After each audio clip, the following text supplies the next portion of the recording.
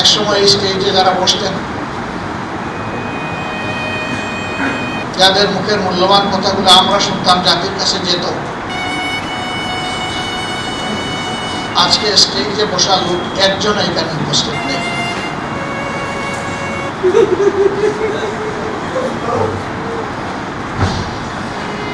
তারা চলে গিয়েছেন মৌলার কাছে,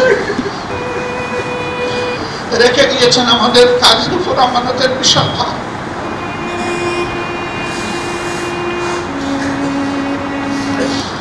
তাদের অপরাধ ছিল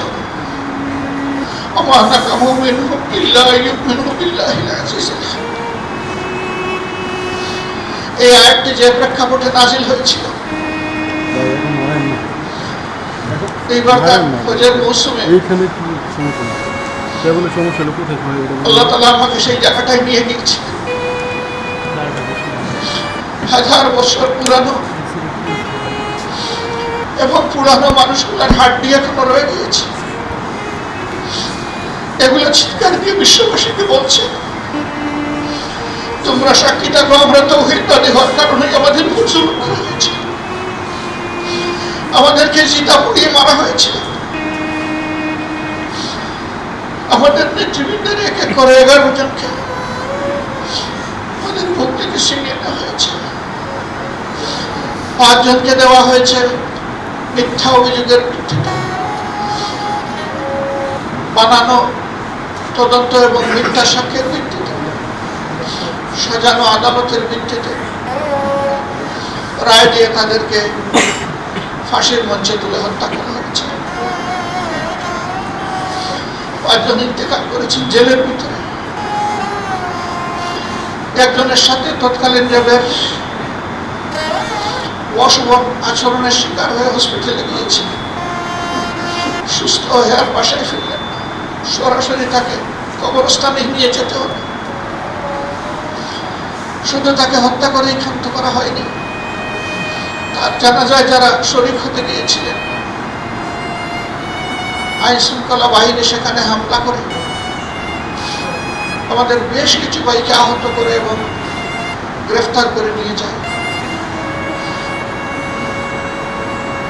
অপরাপর নেতৃবৃন্দ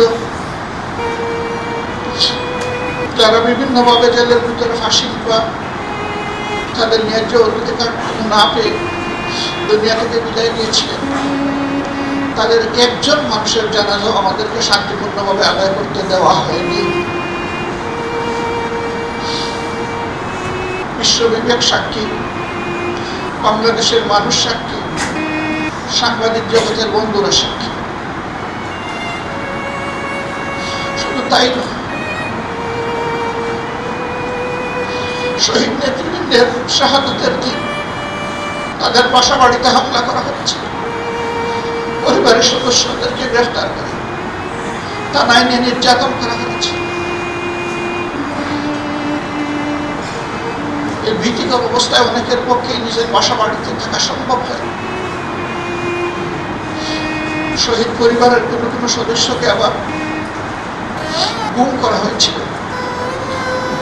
গুমের শিকার এই সমস্ত বন্ধুদের উপর দিয়ে যে তাণ্ডব গিয়েছে, আল্লাহ তাআলা তাদের 2 জনকে মুক্ত করার পর আপনারা এখন তা জানতে পারছেন, তাদের মুখ থেকেই আপনারা জানতে পারছেন তাদের সাথে কি আচরণ করা হয়েছে।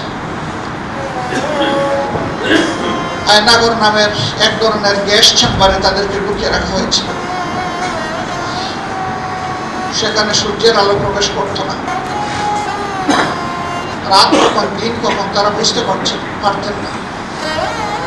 আজানের সময় উচ্চ সুরে বাজনা বাজিয়ে আজানটা শুনতে বিঘ্নিত করা হতো, দেওয়া হতো না আজান শোনার জন্য। ওজোর পানি চাইলে, নামাজের কথা বললে দুর্ব্যবহার করা হতো।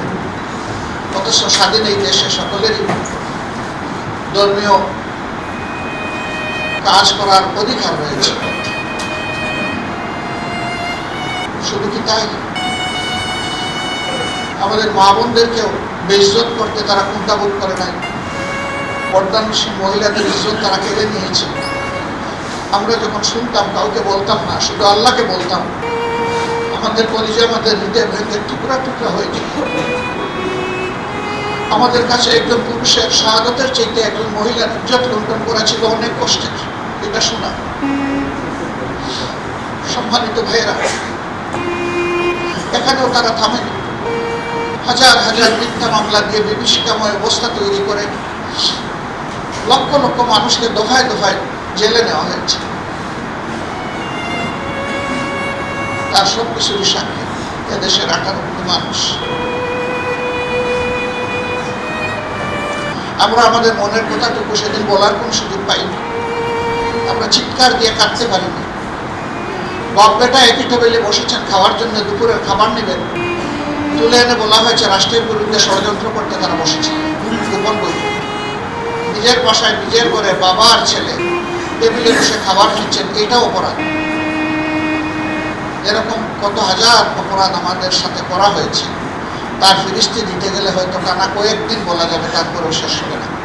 আমি চুম্বকে কিছু বিষয় আপনাদের সামনে নিয়ে আসার কেবল চেষ্টা করেছি। এও সাক্ষী আপনারা, বিশ্বের কোথাও এরকম কোনো এভিডেন্স আসে কিনা আমি জানি না। আমার সামান্য অভিজ্ঞতা, ইতিহাস জ্ঞান, এর থেকে আমি কোথাও খুঁজে পাইনি রাজনৈতিক প্রতিপক্ষকে দমন করার জন্য তাদের বাড়িঘর বুলডোজার চালিয়ে ধ্বংস করে দেওয়া হয়েছে। আমার কাছে এমন কোনো নজির নেই। আমাদের সাথে সেই আচরণটাও করা হয়েছে।